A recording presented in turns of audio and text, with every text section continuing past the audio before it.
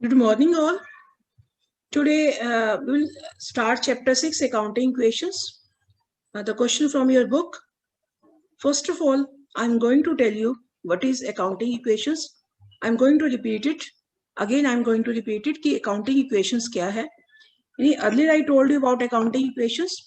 Accounting equations क्या होती हैं? When assets are equal to liabilities plus capital. हमारा पूरा accounts इस concept के base पे चलता है. Assets are equal to liabilities plus capital.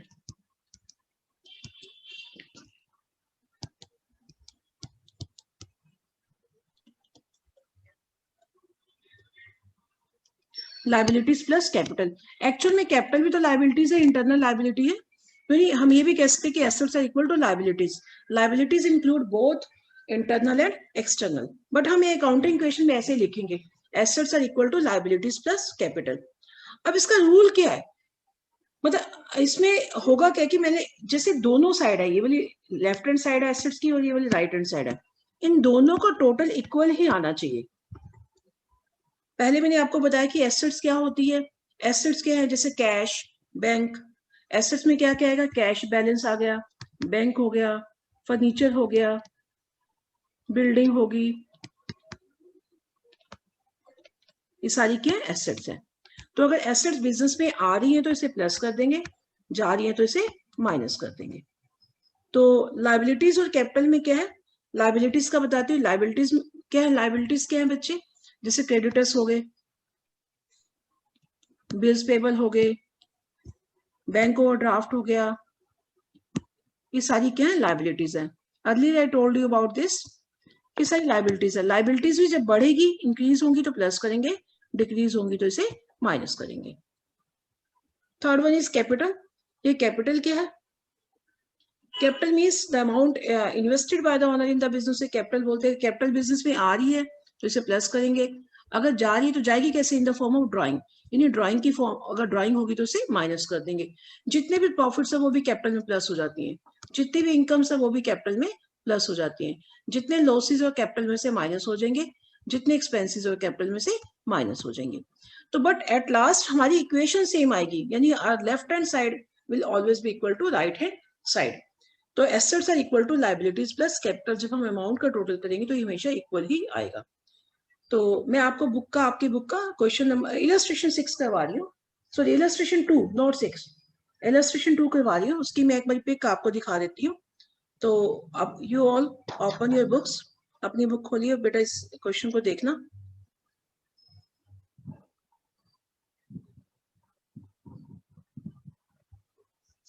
This is the question given from your book, and it is given on page number 6.4. Page number 6.4.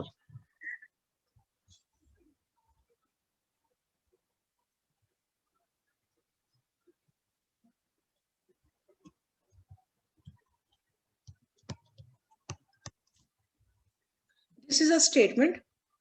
Show the accounting equation on the basis of the following transactions and prepare a balance sheet. में balance sheet नहीं बनवाऊंगी, सिर्फ मैं आपको accounting equation बनवाऊंगी अभी आपको कि accounting equation कैसे बनाई जाती है.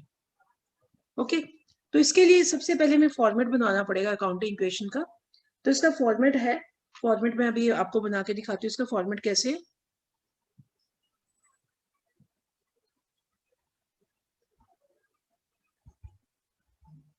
इसका फॉर्मेट है अकाउंटिंग इक्वेशन का.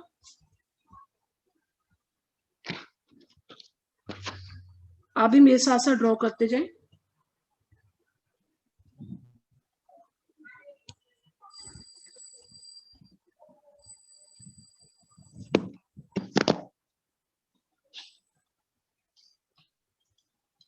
इसमें क्या कि सबसे पहले हमें सीरियल नंबर का कॉलम लेना है बेटा, छोटा सा बिल्कुल. उसके बाद जो भी ट्रांजेक्शन है हमें वो वाला कॉलम लेना है जो बुक की स्टेटमेंट दी हुई है. उसके बाद हमें सारी एसेट, जितनी भी एसेट्स है, तो कोशिश ये करना कि जो पेज का ये एंड है ये लाइबिलिटीज प्लस कैपिटल, ये कैपिटल होगी और ये लाइबिलिटीज होगी. ओके. तो ये सारी एसेट्स आ जाएंगी. तो हम इसे लिखेंगे कैसे? मैं एक लाइन और ड्रॉ कर लेती हूँ.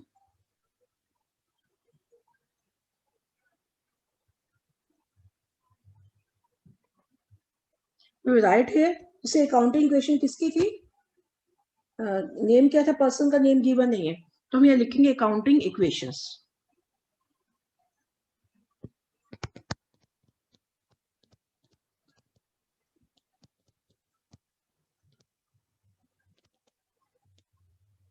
अकाउंटिंग इक्वेशन आ गई, यहाँ पर लिखेंगे हम सीरियल नंबर, यहाँ per transaction, this is the format of accounting equation, यहाँ पर एसेट्स,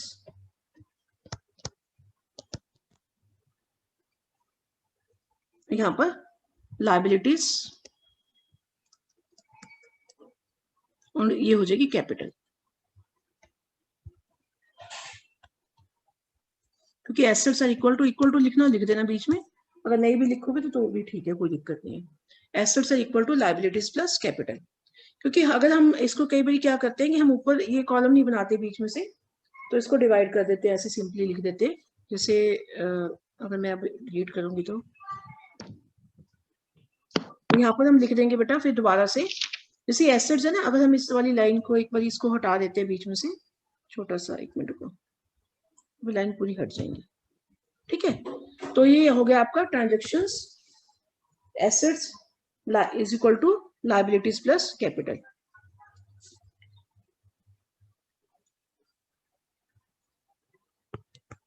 ठीक है, ये आपका आ गया। अच्छा, इस लाइन को भी आप यहाँ से हटा सकते, कोई प्रॉब्लम नहीं है, कैपिटल की जो लगी भी हुई है, तो अगर मैं इसको हटाती हूँ तो इस लाइन को भी हम रिमूव कर देते हैं। फिर एक लाइन और ड्रॉ करेंगे हम अगेन ऐसे दोबारा से, कि ताकि हमारे पास सारी ट्रांजेक्शन्स क्लियर कट हो जाए। और लाइन ड्रॉ करेंगे हम यहाँ से, वैसे ट्रांजेक्शन्स की लाइन ड्रॉ कर भी दोगे तो कंफर्टेबल है, नो प्रॉब्लम। ट्रांजेक्शन्स आप अलग से यहाँ दिखा ही दो, ठीक है। एसेट्स में क्या करो बच्चे, आप एसेट्स में आप जो है अब एक लाइन यहाँ ड्रॉ कर लो, क्योंकि एसेट्स और आएंगी अभी,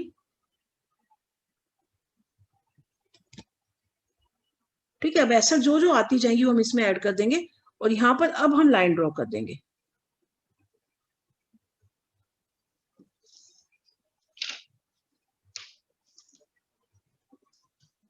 लाइन कोशिश करना यहाँ से ड्रॉ करना, यहाँ से ड्रॉ करेंगे। लाइबिलिटीज प्लस कैपिटल की लाइन अगर ड्रॉ नहीं भी करते तब भी कोई प्रॉब्लम नहीं, आप सिर्फ यहाँ पर साइन भी लिख सकते हो ऐसे, प्लस कैपिटल, नो प्रॉब्लम, ठीक है। तो इस तरह से आपने अकाउंटिंग इक्वेशन का फॉर्मेट करना है। क्योंकि मैंने इसलिए एक कॉलम और बनाया, क्योंकि जितनी भी ट्रांजेक्शन, एसेट्स बहुत सारी है ना, तो इसके नीचे ही लिख देंगे हम एसेट सारी। तो this is the format of accounting equation. Now let's start the question from your book. तो फर्स्ट ट्रांजेक्शन क्या है, Mukesh started business with cash. तो हम ये देख लेते हैं।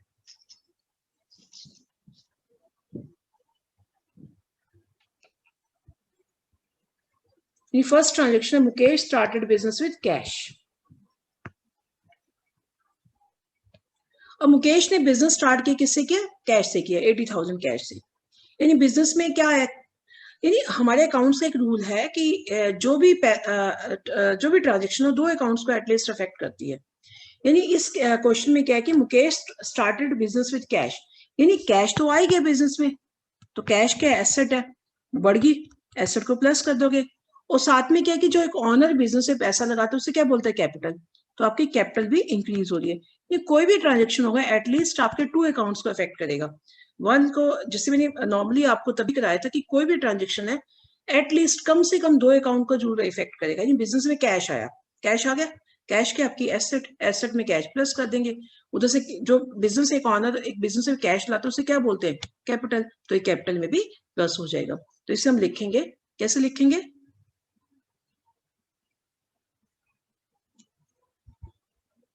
हाँ जी, अब इसे हम लिखेंगे सबसे पहले सीरियल नंबर 1, जो ट्रांजेक्शन थी ये मुकेश स्टार्टेड बिजनेस वाली कैश, ये सारी ट्रांजेक्शन आप यहाँ लिख दोगे पूरी, मैं नहीं लिखूंगी आप लिख दोगे। अब हमने क्या करना है, कैश आ गया तो कैश का कॉलम और बना देंगे, एसेट है ना कैश, यहाँ बना दोगे। कितना कैश आया, 80,000, तो यहाँ लिख दोगे 80,000। तो यदि कैश में भी प्लस कर देंगे इसे, कैपिटल तो एक बार हो ही चुकी, दोबारा भी लिख दो कैपिटल, यहाँ पर नहीं भी लिखोगे तब भी ठीक है, 80,000। यानी जो एक ऑनर बिजनेस से पैसा लगाता है उसे कैश में भी प्लस करेंगे और कैपिटल में भी प्लस करेंगे। नाउ सेकेंड ट्रांजेक्शन क्या है, बुक आपके पास है, मैं रीड कर देती हूँ, क्वेश्चन मैंने आपको दिखा दिया। परचेज्ड गुड्स फॉर कैश, यानी purchased goods for cash, second transaction ये है। यानी परचेज गुड्स फॉर कैश कितने की परचेज की है, 28,000 की। यानी सेकेंड ट्रांजेक्शन है, मैं आपको इसकी डिटेल बताती हूँ। परचेज्ड गुड्स फॉर कैश लिख ही देती हूँ। सेकेंड कितने की परचेज की, 28,000 की, यानी गुड्स परचेज की। तो गुड्स तो आ गई बिजनेस में, गुड्स को हम अकाउंट्स की लैंग्वेज में स्टॉक बोलते हैं। यहाँ पर स्टॉक आ गया, सामान आ गया। तो कितने का सामान आ गया, स्टॉक की आपकी एसेट है, 28,000 का सामान आ गया। और कैसे आया सामान, कैश में, फ्री में तो आया नहीं। तो यानी अगर आपने सामान खरीदा, गुड्स खरीदा, गुड्स मतलब यहाँ पर स्टॉक लेना उसे, तो स्टॉक आ गया, तो उसके बदले में कैश तो गया ना, तो कैश क्या गया, चला गया। 28,000 कैश में परचेज किया, तो इट मीन स्टॉक भी आपकी एसेट है और कैश भी एसेट है। एक एसेट आपकी इंक्रीज हो रही है और दूसरी एसेट आपकी डिक्रीज हो रही है। तो हम क्या करेंगे क्वेश्चन में, चलो वापिस चलते हैं। एसेट भी सिर्फ अभी हमने कैश दिखाया था, तो एक एसेट और प्लस कर देंगे, कौन सी, स्टॉक। ठीक है, तो सेकंड कौन सी ट्रांजेक्शन थी, परचेज गुड्स फॉर कैश, वो लिख दोगे आप पूरी। यहाँ पर कितने का स्टॉक, कितने का है, 28,000, प्लस कर दिए 28,000, और कैश 28,000 माइनस कर दोगे। तो यानी आपके पास जो सेकेंड ट्रांजेक्शन है उसमें स्टॉक आ गया, 28,000 का प्लस कर दिया, उसके बदले में कैश चला गया, उसे माइनस कर दिया। बाकी किसी भी ट्रांजेक्शन पे कोई भी इफेक्ट नहीं पड़ेगा। तो हम क्या करेंगे, जो बाकी, अब इसको ना टोटल करेंगे हम। अब हम क्या करेंगे, इसे टोटल करेंगे। तो टोटल करने के लिए हम एक लाइन ड्रॉ करेंगे। लाइकवाइज हमेशा टोटल जरूर करना है हर ट्रांजेक्शन को, जो भी ट्रांजेक्शन है उसे टोटल, क्योंकि एक सिंगल ट्रांजेक्शन को इसलिए हमने टोटल नहीं किया था, एक ट्रांजेक्शन टोटल नहीं हो सकती, दैट इज वाई हमने उसको टोटल नहीं किया था। अब हम टोटल करेंगे।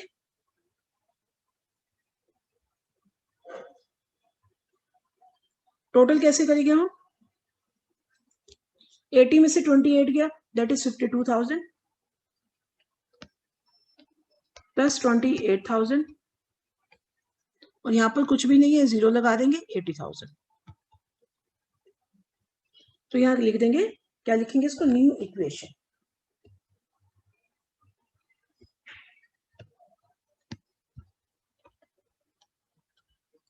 Will recall it new equation. ठीक है, अब उसके बाद क्या करेंगे, थर्ड इक्वेशन क्या है, थर्ड पॉइंट क्या है, थर्ड पॉइंट है हमारा purchase goods on credit, purchase goods on credit. तो थर्ड पॉइंट है, अभी परचेज तो कर ली गुड्स, गुड्स में तो आ जाएगा, स्टॉक तो बढ़ जाएगा, इस स्टॉक में तो हम इसे क्या कर देंगे, प्लस कर देंगे। कितना स्टॉक आ गया, दैट इज 20,000, स्टॉक में प्लस कर देंगे 20,000। अब क्रेडिट में परचेज किया है, जब क्रेडिट परचेज करेंगे तो इसका मतलब हमने उस पर्सन को पैसा देना है, तो हमारी लाइबिलिटी बढ़ गई, तो उस पर्सन को क्या बोलते हैं, उस पर्सन को बोलते हैं क्रेडिटर्स। तो यानी आपकी लाइबिलिटी बढ़ गई, यानी क्रेडिटर्स में भी प्लस करोगे और स्टॉक में भी प्लस करोगे, यानी स्टॉक तो एसेट है और क्रेडिटर क्या है, लाइबिलिटी। चलो क्वेश्चन पे वापस चलते हैं। थर्ड इक्वेशन जो भी आपकी है कौन सी है, परचेज गुड्स ऑन क्रेडिट। ये पूरा सेंटेंस लिख दोगे, कितने की परचेज की, स्टॉक तो आ गया 20,000, लेकिन अब क्रेडिटर्स लाइबिलिटी बढ़ गई, तो ये क्रेडिटर्स लिख दो। कितने के बढ़ गए क्रेडिटर्स, 20,000 के, यानी पहले कुछ भी नहीं था, जीरो जीरो लगा देना अपने आप ही, 0 0 0। ठीक है, तो पिछली ट्रांजेक्शन सारी जीरो चली जाएंगी, बस। अब आप इसे टोटल कर दोगे।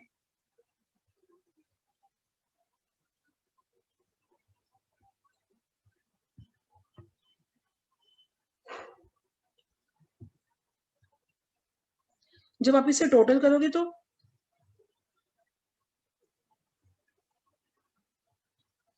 यहाँ पर कुछ भी नहीं है, जीरो लगा देना, जहां पर कुछ नहीं है वो अपने आप ऑटोमेटिकली जीरो लगा देना। तो यहाँ कितना आ गया, 52,000 प्लस 48,000, यहाँ आ जाएगा 20,000 और यहाँ आ जाएगा 80,000। तो टोटल करोगे तो इधर का भी 1 लाख है, इधर का भी 1 लाख है, दोनों साइड का आपका 1 लाख ही आएगा। तो this is called new equation.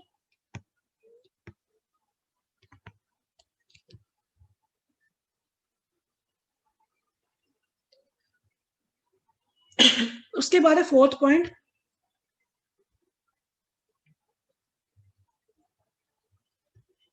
Fourth point क्या है, फोर्थ पॉइंट है परचेज फर्नीचर फॉर कैश। और फर्नीचर परचेज के, फर्नीचर के एसेट, एक एसेट आ रही है यानी फर्नीचर आ गया, कैश चला गया, तो ये कैश का कॉलम तो गिवन है ऑलरेडी, तो कैश का तो हम कॉलम नहीं लिखेंगे, एक फर्नीचर का कॉलम और बना लेंगे हम। यहाँ पर लिख दोगे परचेज फर्नीचर, वो लिख दोगे जो भी लाइन है। तो आप क्या करोगे, फर्नीचर में एडअप कर दोगे, कितना फर्नीचर आया, कितना कैश में है ना फर्नीचर, तो कितना फर्नीचर है, 6000 का फर्नीचर आ गया, तो ये 6000 प्लस कर दोगे और कैश में से 6000 माइनस कर दोगे, बस ये आपकी क्या आ जाएगी, टोटल कर दोगे इससे आप, तो आ जाएगी new equation, new equation.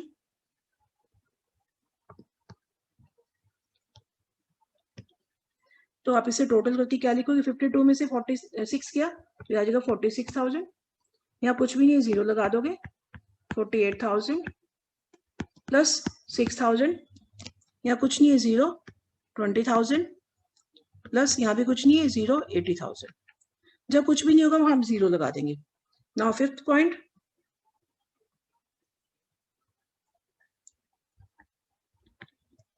Fifth point क्या है, rent, paid rent. Paid rent expense है, कोई भी एक्सपेंस होता है कैश और कैपिटल दोनों में से माइनस होता है, ध्यान रखना, कोई भी एक्सपेंस है कैश में से माइनस, कैपिटल में से माइनस। इनकम क्या होती है, कैश में भी प्लस और कैपिटल में भी प्लस। तो पेड रेंट कैश में से माइनस, कितना है रेंट, 2000 है, 2000 कैश में से माइनस और 2000 ही कैपिटल में से माइनस, बाकी जो कुछ भी नहीं, अपने आप ही जीरो लगा दो। बस अब इसे क्या करेंगे, टोटलाइज करेंगे।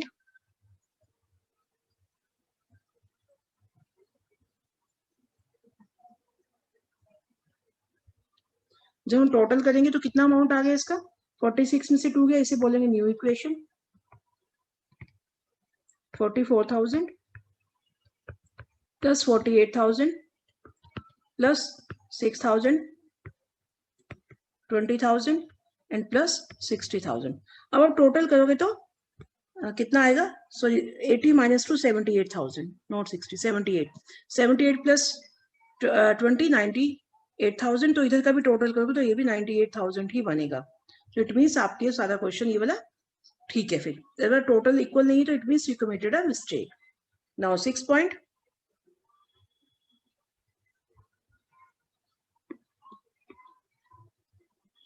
है रिसीव्ड कमीशन। रिसीव्ड कमीशन कितनी आ गई, तो रिसीव्ड कमीशन आ गई आपकी यहाँ पर कितनी है, 500 रुपीज। तो इनकम है, रिसीव्ड कमीशन इनकम है, कैश में भी प्लस, तो इसे क्या करेंगे, कैपिटल में भी प्लस करेंगे, तो बस फिर इसका टोटल कर दोगे।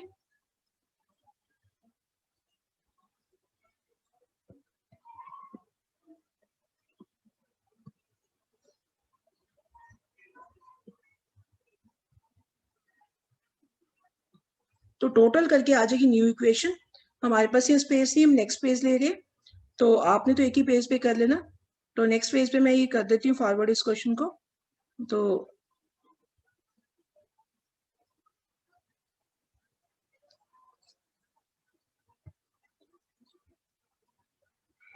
तो ये हमारा नेक्स्ट पेज पे फॉरवर्ड हो गया, वही सेम आइटम्स हम लिख देंगे इसमें, जो जो आइटम्स है, जितना टोटल आया था पिछले पेज का टोटल में यहाँ फॉरवर्ड कर देती हूँ। यानी सबसे पहले तो था यहाँ पर कितना टोटल है, कैश, नहीं कैश का है, कैश है, स्टॉक है, फर्नीचर है। एसेट में 3 आइटम्स है, कैश, स्टॉक, फर्नीचर, ये तो उसके कॉलम हो गए। बाकी कैश, स्टॉक आपने एक ही पेज पे बनाना है, ये प्लस फर्नीचर, यहाँ आ जाएगी लाइबिलिटीज, क्रेडिटर्स है और प्लस कैपिटल। तो टोटल कितना, टोटल चेक कर लेते हैं एक बार, वही टोटल ट्रांसफर कर देते हैं। 44,000 प्लस 500 कितना हो गया, 44,500, 44,000 प्लस 500 कितना हो जाएगा, 44,500। न्यू इक्वेशन में हम लिख देते हैं 44,500 कैश आ गया। और स्टॉक का टोटल कितना है, स्टॉक का टोटल आ रहा है 48,000 और फर्नीचर का टोटल आ रहा है 6,000। क्रेडिटर्स का टोटल है 20,000 और कैपिटल का टोटल कितना है, 78,500। ये सारी हमने ट्रांसफर कर दी। अब इसके बाद नेक्स्ट इक्वेशन लिखते हैं।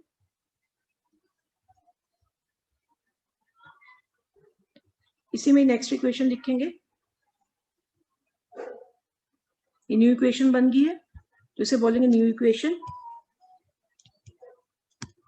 अब इसके बाद क्या नंबर आएगा इक्वेशन का? 7 नंबर। 7 नंबर पे 7 पॉइंट क्या है? 7 पॉइंट कहता है कि withdrew cash for private use, this is called drawing. आप ये लिख दोगे withdrew cash for private use, जो ट्रांजेक्शन आप लिखते हो पूरी कंप्लीट लिखोगे।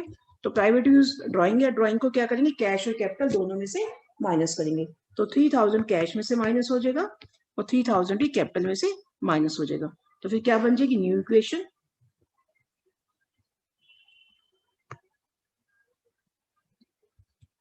अब बाकी जगह पे क्या लिख दोगे, जीरो लिख दोगे, जहां कुछ भी नहीं है, जहां कोई कुछ भी नहीं है वहां क्या लिख दोगे, 0 0। तो कितना हो गया, 44 में से 44,500 में से 3000 गया, it will be 11,500 plus 48,000 plus 6,000 is equal to, यहाँ भी 0 आ जाएगा, 20,000 plus 75,000। Okay, this is called new equation. इसे क्या बोलेंगे, न्यू इक्वेशन बोलेंगे। अब इसमें 8 पॉइंट कर लेंगे। अब 8 पॉइंट क्या है, 8 point is sold goods on credit for 40,000 cost 30,000। यानी 30,000 वाली गुड्स आपने कितने में सेल कर दी, 40,000 में। यानी 30,000 वाली गुड्स, यानी कॉस्ट है 30,000 वाली गुड्स जो है कितने में सेल की है, सेल की 40 में। तो इससे क्या हो गया, प्रॉफिट हुआ लॉस हुआ, इससे क्या हो गया, प्रॉफिट हो गया। कितना प्रॉफिट हुआ, 10,000 रुपीज। और गुड्स कितने की गई, 30,000 की। सेल कितने में की, 40 में। यानी इसका मतलब क्या है कि कैश में सेल की गया तो 30,000, गुड्स तो गई 30 की, कैश आया 40,000, और इसका मतलब बाकी क्या हो गया, प्रॉफिट हो गया 10,000। तो हम क्या करेंगे, इसे हम दिखाएंगे। यानी गुड्स कितने की गई, गुड्स तो गई 30 की, स्टॉक में से 30,000 माइनस होगा, लेकिन कैश कितना आया 40,000। यानी गया तो 30 और आया कितना 40, जो 10,000 प्रॉफिट है it will be added back to capital. जितने भी प्रॉफिट्स होते हैं उसे क्या करते हैं, प्रॉफिट इनकम को कैपिटल में ऐड अप कर दिया जाता है। तो क्या बन जाएगी, अब न्यू इक्वेशन बन जाएगी।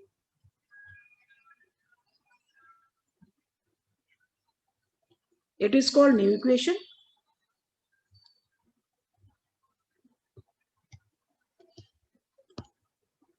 अब न्यू इक्वेशन क्या होगा, 41,500 प्लस 40। एक मिनट, इसमें कुछ क्रेडिट में सेल किए देखते हैं, पर good sold on credit, that is credit में सेल किया है।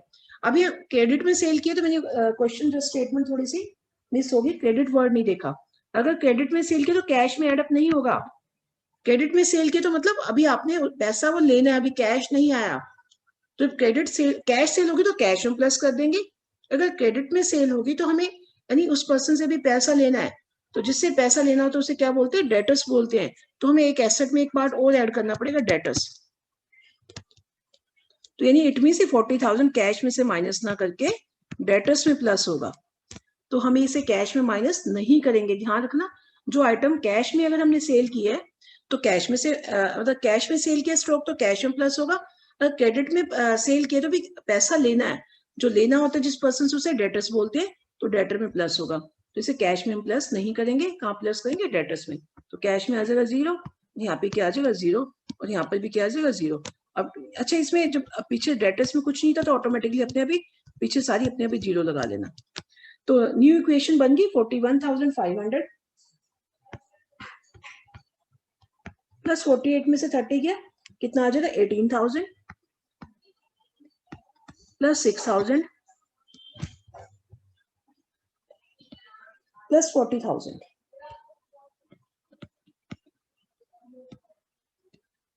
Equal to 20,000 and 85,000।